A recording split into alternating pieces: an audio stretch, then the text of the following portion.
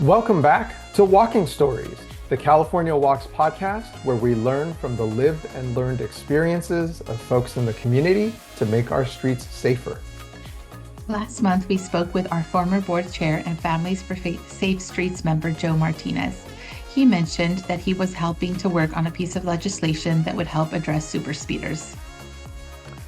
Following up on that, we have some special guests with us today who are going to tell us more about that bill. As usual, I'm your host, Kevin Shin, Co-ED of California Walks. Hi, everyone. My name is Miha Babalai, and I'm the other executive director at California Walks. Today, we have with us Amy Cohen and Julie Nicholson of Families for Safe Streets, who is sponsoring AB 2276, the Super Speeders Bill. Thanks for joining us today, Amy and Julie. Let's get started by introducing your backgrounds and the founding of Families for Safe Streets. My name is Amy Cohen, and I'm the founder and president of FSS. We are the organization no one should ever have to join. We all lost a family member or suffered a serious injury in a crash, and I lost my 12-year-old son. It's a horror nobody should ever experience. He was 12 years old, almost 13. He was a street savvy 8th grader. And, in New York City, everybody walks to school, and some kids actually take the train and go really far away. I was so thrilled. He went to middle school in the neighborhood. He came home, he grabbed a snack. I was at my daughter's parent-teacher conference, and when I got there, I looked down and I realized I had like 40 voicemail messages. He'd been hit crossing the street trying to get to soccer practice. I raced home. I got there. I never got to see him again. He hung on for a few hours, but a 12-year-old body cannot withstand the weight of a multi-ton truck, and this is a crisis on our roads. So we banded together and created Families for Safe Streets. We have a 2-part mission. We advocate for legislative and policy change, and we provide support services to anyone personally impacted. And we have members across the country and, including Julie out in California. So I'll let her introduce herself. Thank you so much for having us. I'm Julie Nicholson, and I am a crash survivor, and I'm a member of the San Francisco Bay Area chapter of Families for Safe Streets. We're essentially part of Walk San Francisco, and I'll just mention that there are a couple of other chapters of Families for Safe Streets in California, in Los Angeles and in San Diego. And just a little bit of context about why I'm here. In 2020, I was running in the Panhandle in San Francisco. And I have to say that the context of this day was one of hope and celebration. It was the final day of a long period of chemotherapy treatments for my husband. Mm-hmm. And I went out for a run. It was my favorite kind of self-care to celebrate that we had gotten through as a family his chemotherapy. And as I was running in the Panhandle, this nightmare that I still have nightmares about it today. There was a speeding driver that was trying to get through, actually ran a red light, but was going so fast that he lost control and he couldn't make his way around a driver turning left, and ricocheted off that driver and came into the park where I was running. So imagine, like, I'm just with my tunes and singing away and so happy, and I saw him coming at me. Oh, and wow. It's one of those things that's just terrifying. I just watched it head on. He hit me and threw me, 20 or so feet. And it was, again, one of those moments that you just can't believe. I remember being in the air and thinking, this is how people die, like I'm going to die. When I hit the ground and I lived, it was really scary. I still have very, very vivid memories of it, of being in the emergency room, hearing them talk about whether I would live. And here's what happened. I did live, and I'm very grateful for it, because I know that, many families don't have that, and people don't have that outcome, as you just heard with Amy's story. The moment that I lived and healed, it took me about a year to heal from all my injuries. I wanted to learn about what I was a professor in Oakland for many years at Mills College, and I wanted to understand what happened and how this could happen and how I could get involved in making a difference.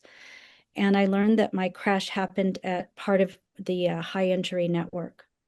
So it was this area where there was disproportionately and like crashes where people were injured or killed. The city had known about it for a long time. And it was learning about that, I realized, wow, this is preventable. Like we have to figure this out. We have to create safer streets. And that's how I got involved with Families for Safe Streets about 5 years ago. Thank you Got both it. for sharing your stories. Yeah, and thank you both for converting your tragedies into action and advocacy and taking on, our very broken system and trying to help make it a little bit better. So let's use this as an opportunity to switch gears and talk a little bit about the bill.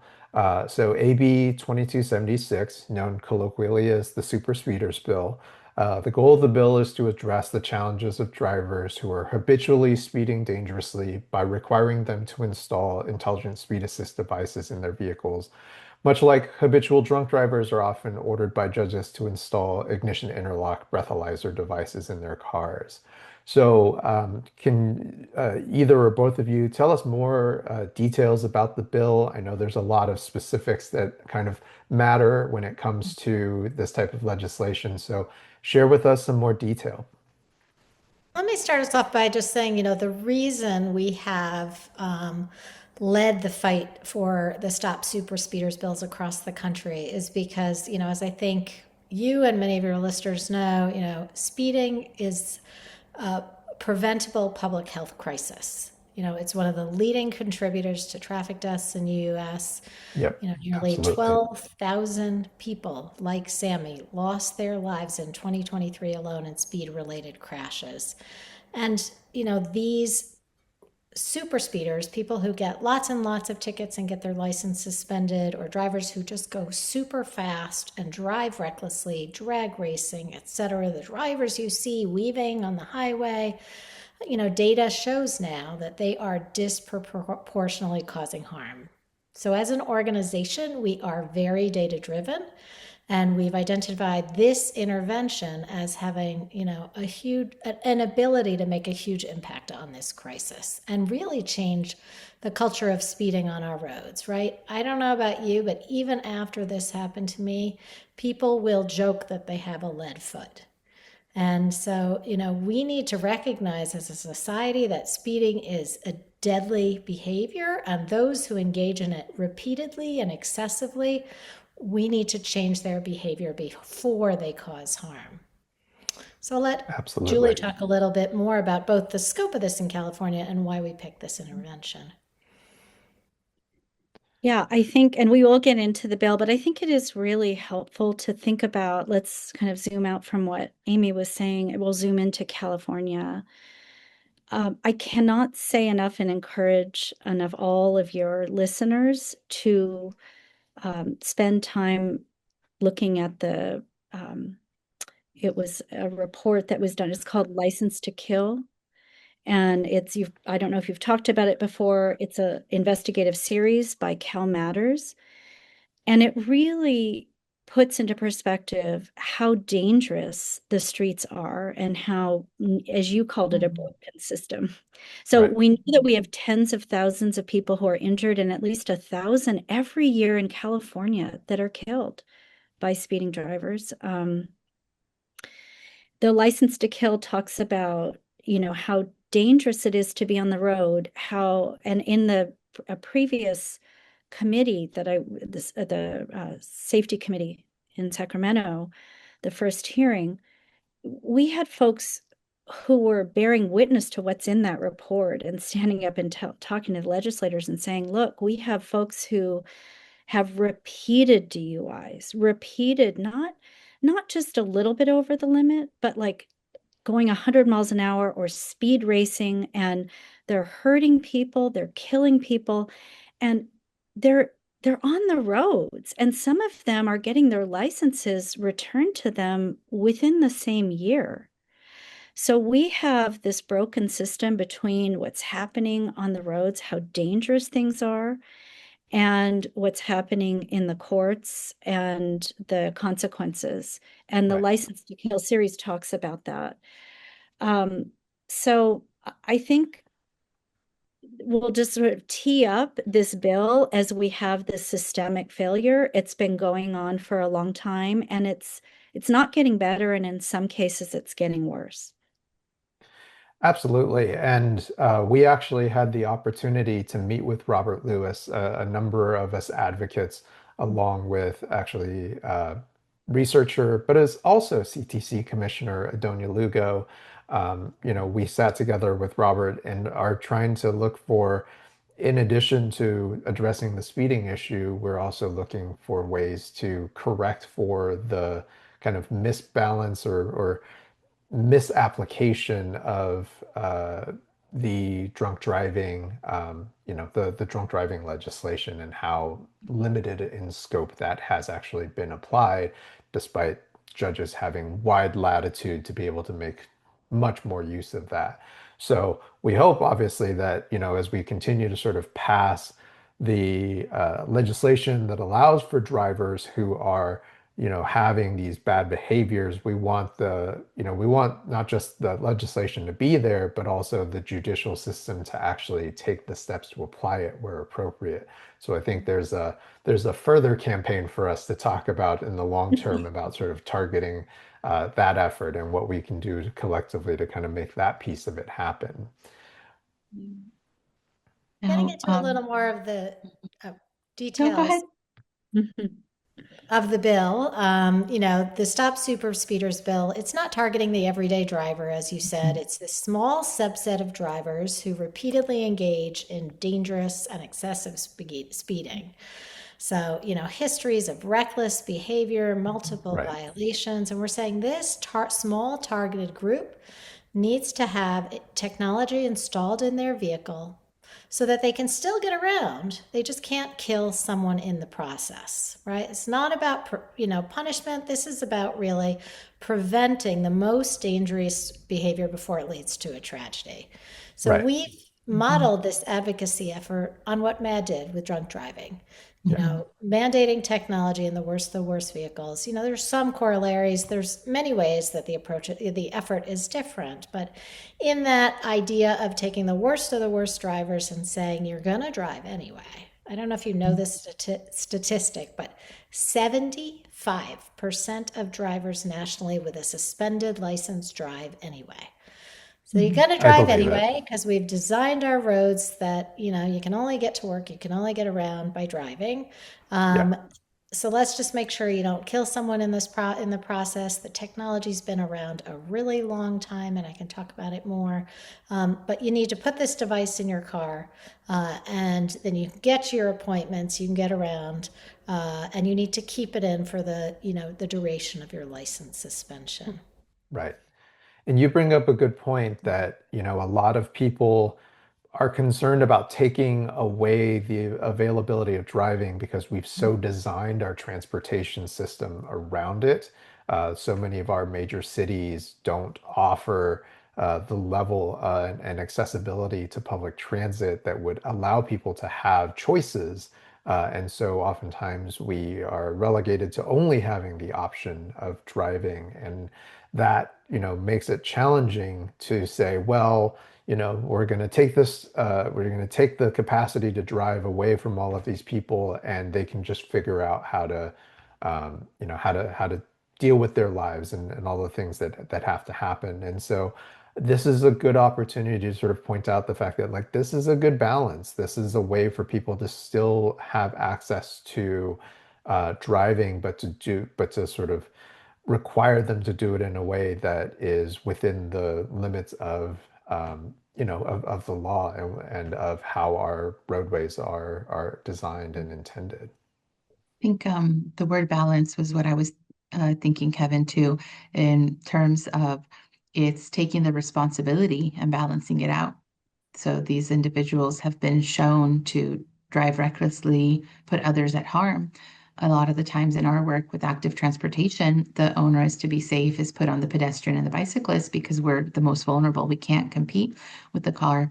A device like this balances out the responsibility, especially for someone that's shown that they are incapable or unwilling to operate a vehicle in a safe way. And we should Yes. say maybe your listeners know about this, but it is active ISA. So it is literally going to prevent somebody from speeding over Yes. the Yeah. limit. It uses Let's GPS to track that. let's go into that a little bit because I know intelligent speed assist devices are used in other countries and even mandated in new and some existing vehicles around the world. Just so our listeners know, what is an ISA device and why do you think that this is the ideal way to kind of address these issues of super speeders? Mhm. Go ahead, Julie. Okay. So I think, I'll just say there's three different types of intelligent speed assistance. So a fixed type Mhm. that would prevent a vehicle from exceeding a single speed top speed that's programmed into the vehicle. That's Right. often used with commercial trucks and passive ISA that warns you. And Mhm. so that, tells you when you're going over the limit with some kind of bright light or a sound as well as a light. And what this bill focuses on is active ISA. So this is an aftermarket device and it can be installed it's backwards compatible. It can be installed in just about any vehicle.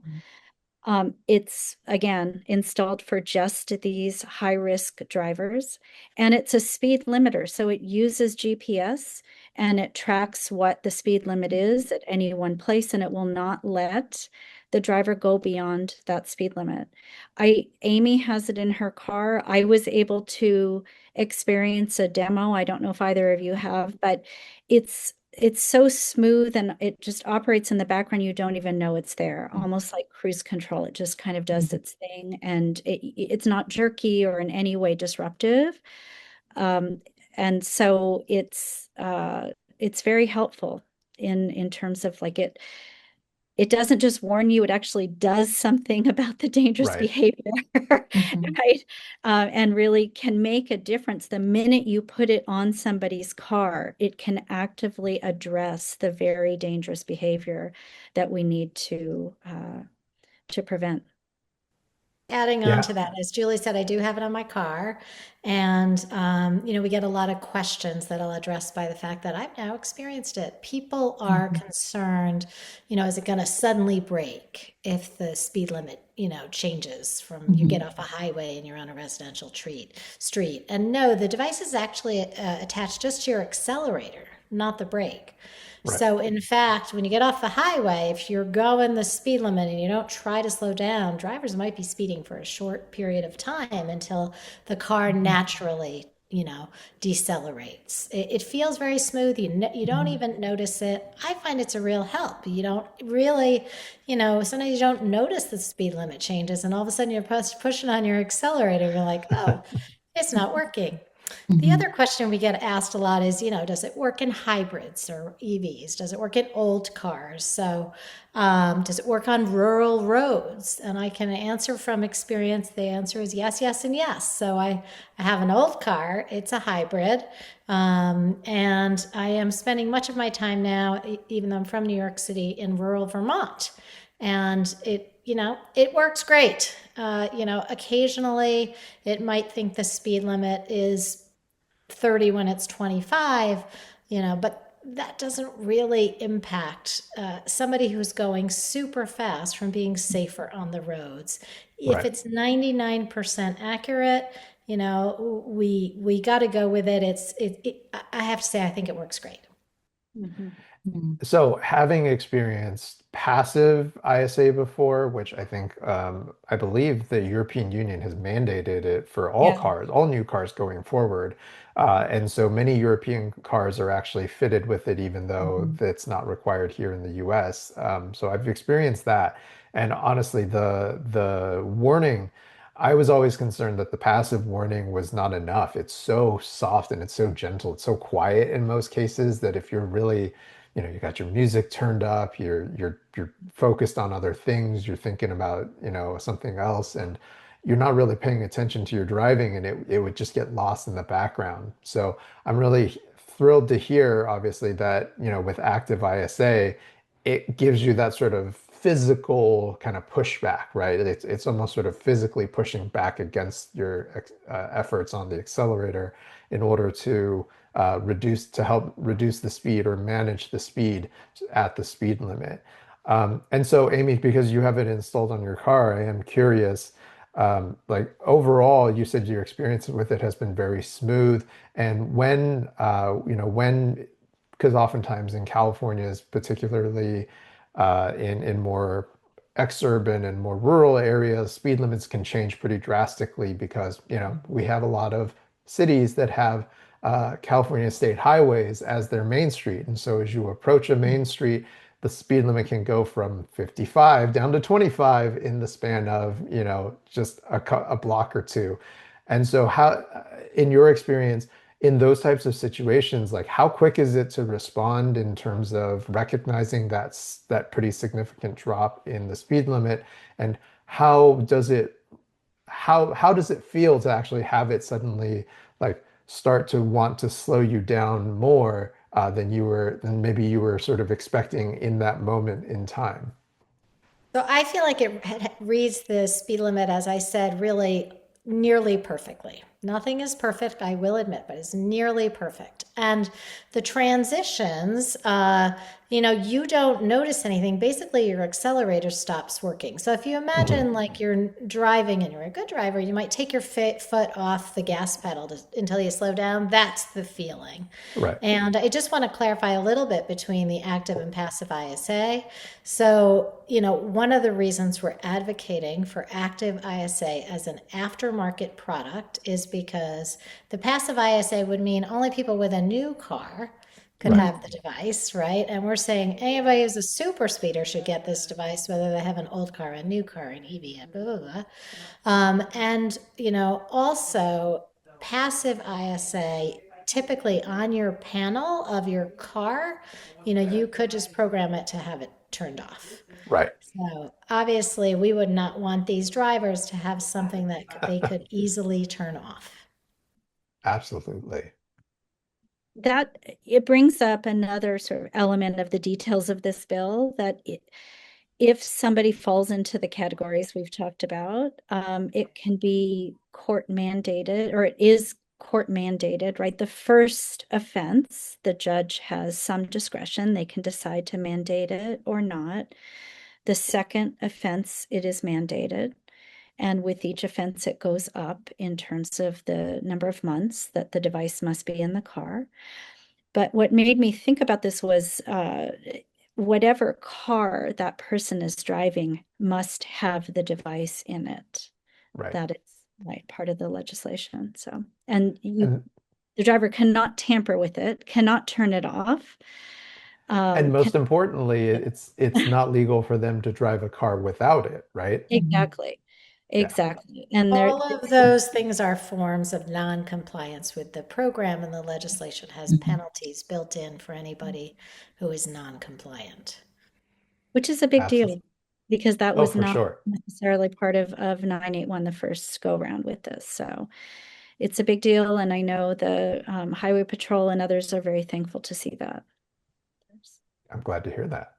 So actually, let's talk a little bit more about sort of the bill and who it would potentially impact. So the way the bill is written, are there concerns that this kind of legislation would have negative impacts on specific populations that are already significantly financially overburdened? Or, to put it a different way, who are the people most likely to speed and therefore be subject to this corrective measure from this bill?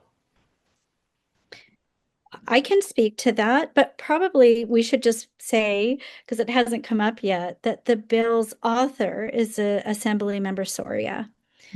And she's a strong champion for this. Her office is Central Valley, her Right. district is Central Valley. And there's a lot of, I mean, she cares about it obviously for the entire state, but her district has a lot of traffic violence. And I'll just mention that Joe Martinez, who you had on your show, is part of Right. her district And so that's an important link there.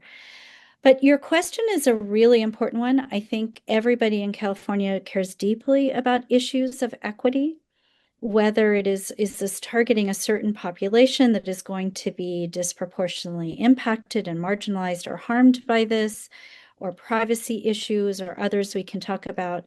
But let me just start, and then Amy can chime in about the who the bill targets. So I think we shared it is behavior based. Right. So it is the speeder that is going not just a little above, way above 100 miles an hour, above, way over the speed limit. The driver that is driving recklessly with speeding included, and the driver that is engaging in things like speed racing. So there are very specific behavior-based triggers for in the bill. And it's that pattern of repeated dangerous driving. We want to acknowledge that the current system that exists when we think about inequities, the fines and suspensions, are disproportionately impacting lower income individuals and communities. And we should say, I can't remember if this came up, but the harms from these super speeders are disproportionately impacting low income communities, right? So these are affected vulnerable communities, low income, senior communities, communities with children. These are very impacted communities. But when you think about just income, we have to think about drivers are already being impacted by fines and the penalties that exist. And to connect back to one of the things that Amy said, this actually allows them to stay as drivers in their cars. Right. And, one other thing, it was the Transportation Alternatives did a study on who are super speeders. And one of the, I think it was surprising data points that they found in the study was that it was those who were driving high-end luxury vehicles. And Sure. in fact, in that study, these drivers were paying thousands. I think it was like $3,500 a year on average. 5,000. 5,000 a year Wow. on average. So probably just taking it as like that's what the cost of driving my car is each year. And so ironically, this type of device would decrease the fines that they were paying. But I want to just close my final point and then again invite Amy to weigh in on this. There is a white paper on the Families for Safe Streets website on intelligent speed assistance. I encourage everybody to go and look at it. And in the white paper, there's a lot of, best practices. And one of them is that this should be subsidized or have some way of recognizing the impact on different income levels and individuals. And thankfully, California, took that up. And so that is built into the bill, is to recognize that nobody should be disproportionately impacted because of their income level. Absolutely. And to your point, the way that cars are being built these days, it used to be if you had a sort of an entry level car, it could barely make 100 horsepower, and you could comfortably get down the road at the speed limit, but trying to exceed the speed limit would be challenging for the car, much less the driver. But nowadays, our cars have become so insanely overpowered, and uh, with the prevalence of EVs, many of which are consistently, as a marketing tactic, are advertising 1,000 horsepower, as as a way to sort of attract people to the brands. It's becoming increasingly easy for people to get access to tremendous amounts of power and speed for a lot less, proportionally than it used to cost to be able to get access to barely enough horsepower to get down the highway. And so I think that's a huge point is, our cars, particularly in the US, because in Europe and Asia, the restrictions on the sizes of motors and the amount of power that they produce are designed specifically to both improve fuel economy, but also reduce the amount of momentum that is in these systems when crashes do happen. And so, they've sort of been much more comprehensive about those types of approaches, whereas we in the US have not taken up that approach, and our cars are way bigger, way faster, way more powerful, way less fuel efficient than most of the cars around the world. So I think that's a really interesting point, and the fact that that means that wealthier drivers are going to be potentially more targeted by this, I think is actually a great thing because honestly, they're the ones who can afford the costs, and so for them, a $5,000 set of fines a year may be a drop in the bucket for them, but taking away the ability to just say, I'll just pay the $5,000 and giving them a device, requiring them to use a device that forces them to slow down is a really much better approach to helping create some corrective action for them. Mhm. Now, where is the bill in the process right now, and how can our listeners help to support it? Do you want to say something? Do you want to chime in, Amy? Well, I was just going to say, the bill is heading tomorrow, April 7th, on the date that this is being recorded. It is tomorrow to the Public Safety Committee, and Julie Nicholson is going with Joe Martinez to testify tomorrow. And we just learned very disappointing news that we are hoping your listeners will help us with, which is that the bill currently is a statewide program. It's proposing a statewide program, and we are hearing that it is going to be amended to a 7-county multi-year pilot. And San Francisco, where Julie lives, is no longer included in the program. And so we are really pushing that San Francisco and other locations should be included, and people can join with us to speak out by learning about the bill, contacting your legislators and letting them know you support the bill and you want it to be statewide. We do have a action alert petition on our website. Share information. We have our white paper and fact sheet. People probably know intuitively that this small group of dangerous drivers is causing harm. You see it, you feel like, oh my God, they're going to hurt somebody, but the data is there in all the information we have on our website. And of course, please support Cal Walks and Families for Safe Streets so that we can continue to effectively advocate for this legislation and other street safety measures. And I do just want to share some context too, which we hadn't yet gotten to, which is we're thrilled California has a bill, but stop super speeders bills have passed in 3 jurisdictions already. So California would not be first. District of Columbia, Virginia, and Washington State have already passed bills and are starting to, do their rulemaking and will be rolling out their programs shortly. And those bills all passed in one legislative session. For those of you who've done advocacy, you know how rare that is. Right. And then in addition to California, we have bills in 15 other states, 16 total. We have Republican bill sponsors. We have Democratic bill sponsors. It's such a bipartisan effort. In all my years of doing this, it's the most that that I have seen. And I'll just rattle off. We have bills in Arizona, California, Georgia, Hawaii, Illinois, Indiana, Iowa, Maryland, Minnesota, Missouri, New Hampshire, New York, Rhode Island, Tennessee, Vermont, and Wow. Wisconsin. Amazing. We're really excited and we are optimistic several will pass again in one session.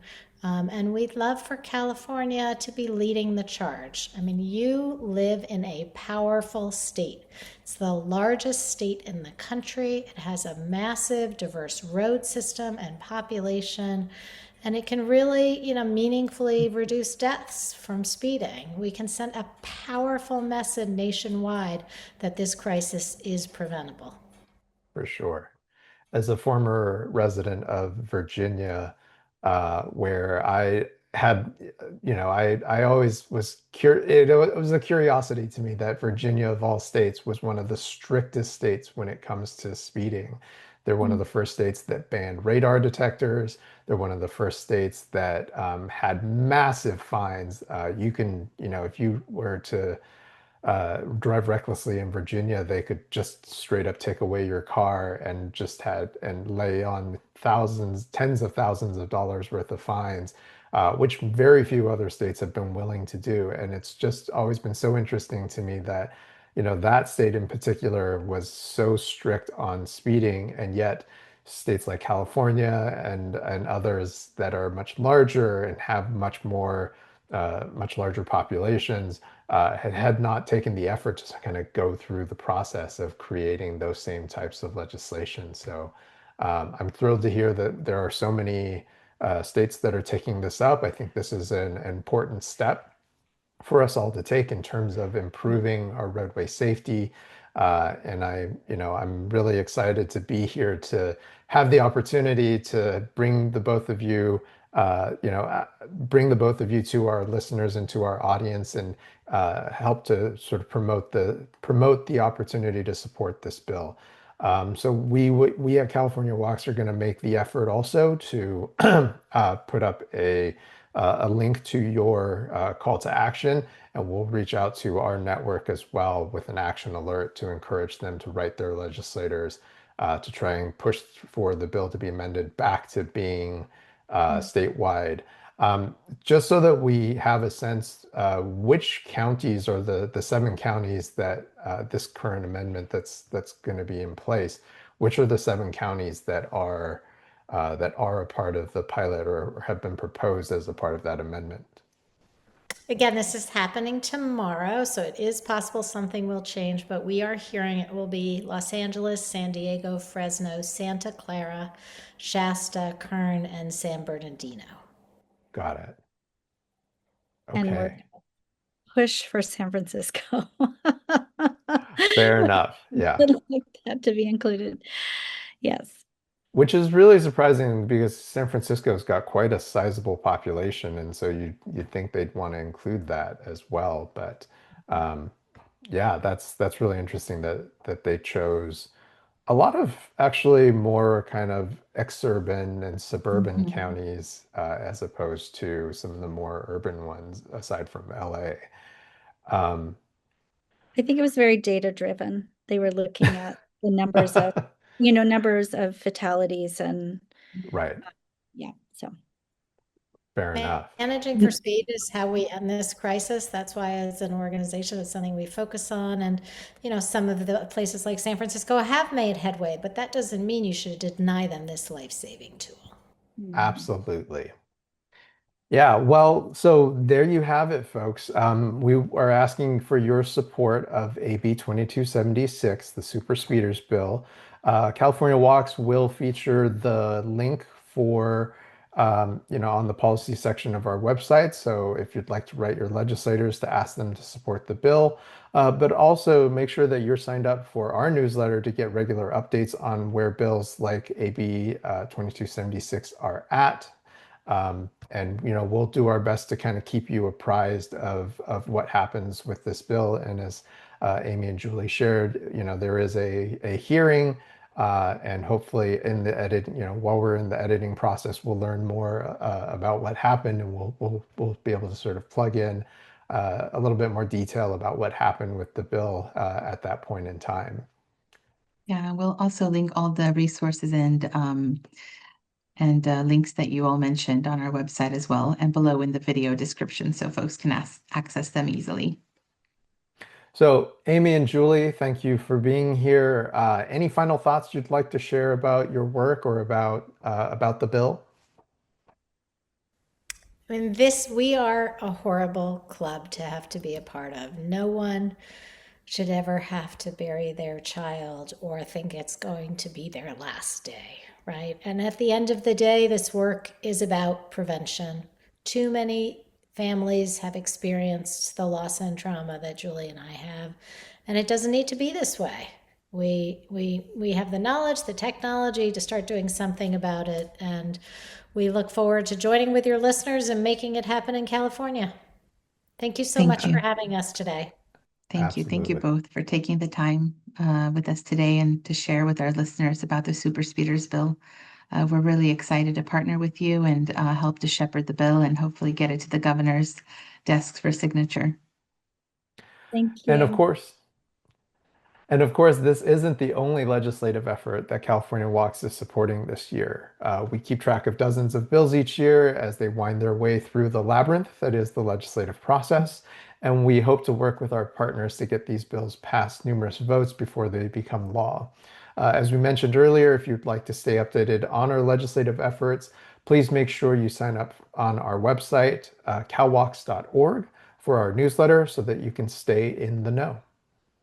And if you'd like for us to be able to continue to support legislation like AB 2276 and others intended to make our streets safer, then please help us out by making your tax-deductible contribution. This gives us the resources to be able to continue to partner with others and to fight for safe streets across our state. And as always, a special thanks to the California Endowment for their support in making this podcast possible. Yes, California Walks is a 501c3 nonprofit and relies on your support to help make our advocacy and education work possible. You can support our efforts by visiting calwalks.org/donate or purchasing your very own CalWalks t-shirt like the one that Kevin is wearing at our online merch store. The link is in the description. Thanks for listening today to Walking Stories. We have many more stories to bring you this year, so make sure that you like, subscribe, and hit the bell icon to be reminded when our new episodes drop. Stay safe, and we hope you all join us again next month.